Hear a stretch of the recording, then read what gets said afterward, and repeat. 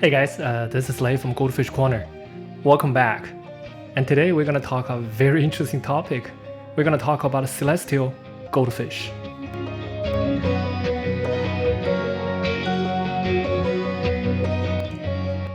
In this lecture, we're going to cover 6 topics.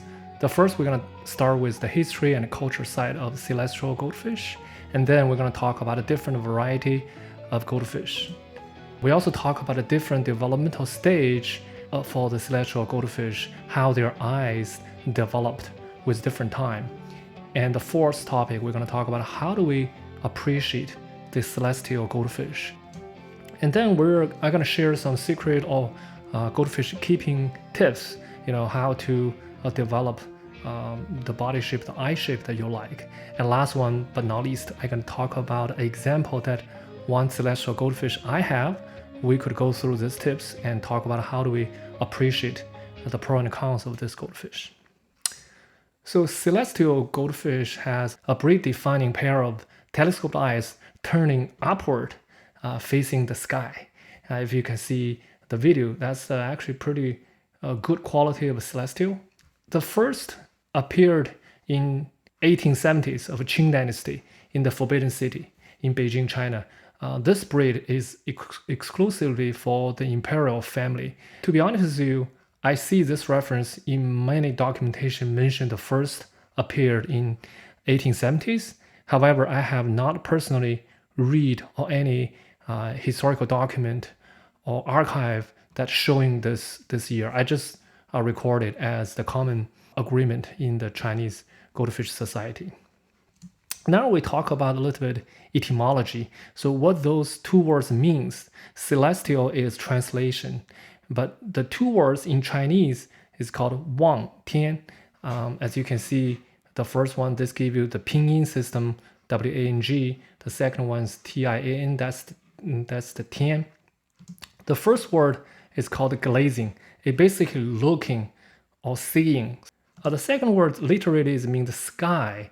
And in Chinese culture, we believe the song of sky or song of heaven is empire.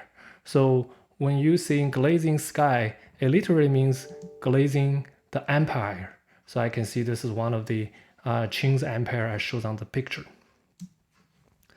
This is the first document that personally I can find in written record. It is 1904. The book name is Insect Fish Collection, and I actually highlight these words in Chinese. 又有望天龙，眼上是有棘刺，若无棘刺，即望天鱼. So basically, if I translate this in English, it's called Celestial Dragon has a pair of upward-looking eyes and a dorsal fin. So two things for the Celestial Dragon: upward-looking eyes and a dorsal fin. If dorsalis or if there's no dorsal fin, it is called celestial fish. So literally this one talk about two breeds. So now we're kind of give you a quick summary about celestial goldfish. In general, it can divide it in 3 categories.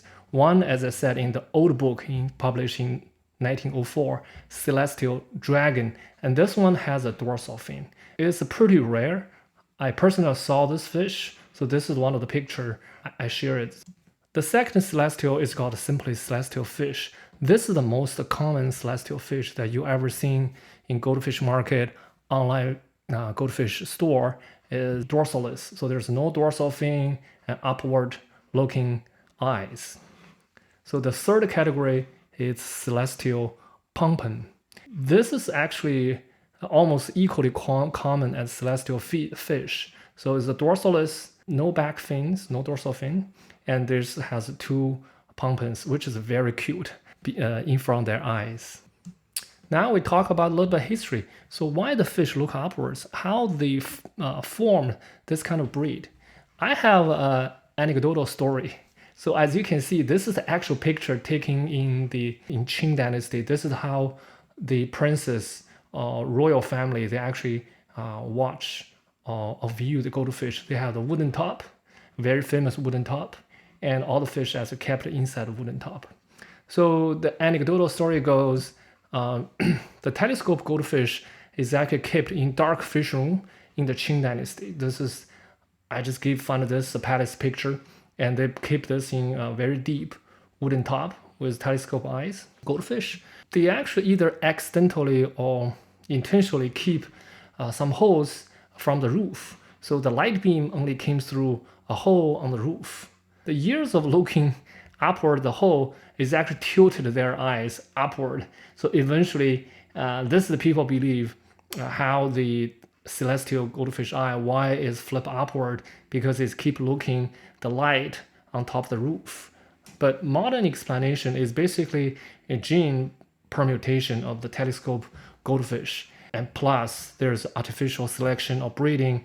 They keep reinforce upward looking attribute and eventually stabilize this kind of genes. I'm also going to talk about the developmental phase. You can see a big picture how the eyes develop with time. That's perfect segue. On the first month, these are actually, I believe, is a brown celestial goldfish. So if you look at the eyes, their eyes is just a very simple facing out, extruding out, just the normal telescope eyes. On the second month, which is very interesting, the telescope eye is actually tilted forward on 45 degrees. This is a very good example. On the third month, the eyes is keep tilting another 45 degree, but upward. The eyes is beautiful, it's rounded shape, all look upwards. Now we come up, how do we appreciate celestial goldfish? What are the features? What are the characteristics that we need to see? The first foremost, top view, please. Celestial is the traditional Chinese goldfish. For traditional Chinese goldfish, we only view from the top. The second one, the key signature features is the eyes. So the eye need to be rounded, almost the same size, and symmetrical, no matter position and the size, but also need to be shiny. Why is it shiny? So if you look at the ring around the pupil, it has to be like a metal shiny. When we watch or view a celestial, the first thing you're gonna watch is the eyes. The second one, which is very unique, only applied to this fish, this breed, is called a three-centric circle. The three-centric circle start from the black pupil, and then they have a shiny ring outside the black pupil, and also has the eyeballs, also another color. So eventually you can see there's a three-centric circle around the eyes. So in Chinese, we call it 三环套月. This is only for the dorsalis celestial goldfish. So it has to be a coned back. It needs to be smooth and strong, just like the cone shape.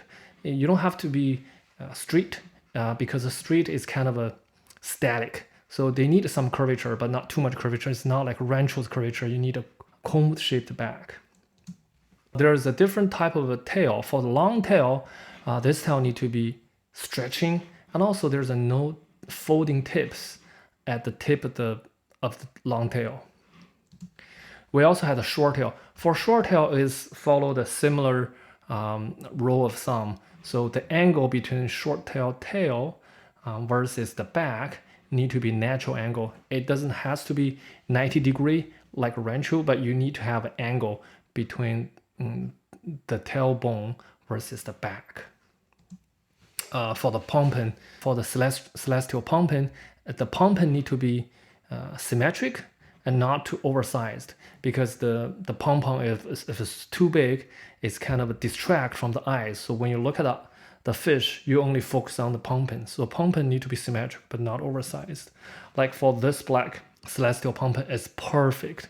The size is not so big, so it's not grab the attraction from the eyes. So you still, when you appreciate the fish, you still appreciate a pair of upward looking eyes. Well, I want to share some fish keeping tips. For this fish, I recently keep this celestial fish. I have a pair.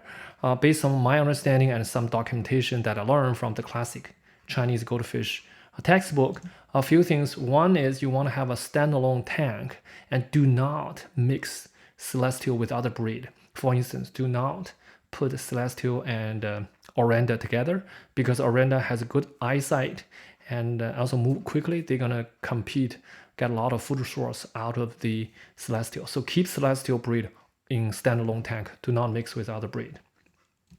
The second one is obviously you need shallow water for this dorsalis celestial fish. They don't like deep water because deep water not going to help them to develop the rounded eyes, and also less current. And less current is going to help them to develop the tails. And for this typical picture, that's kind of the traditional way of Chinese goldfish keeping. We have a wooden top. We call it muhai. And also you can see the clay, see the clay reservoir. The clay reservoir, always the green water. If you look at the water depths for the wooden top, is normally under 30 centimeters. So the second one is just to keep using the sinking pellet. Do not feed celestial goldfish with the floating flakes, because if you look at it carefully, their mouth is actually tilted downward. That means this kind of a breed easy to grab the food from the bottom rather than flip up to eat from the surface. You can see they're perfectly eating the food from the bottom. Last but not least, be careful when you do the water change. When you do the siphon, make sure you don't vacuum their eyes. I gave you this example. You can see the siphon is actually very powerful. They can pick up this stone. Luckily this is only stone. If you accidentally sucked on the eyes of celestial, the whole fish can be damaged. By the way, this is the two celestial goldfish. They're kind of a camera shy. They're only facing backward. They're not facing you.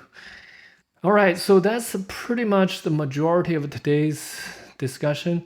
And then I want to give you example. This is one of the example. The fish I bought it from JY Aquarium. It's actually a pretty good quality of celestial.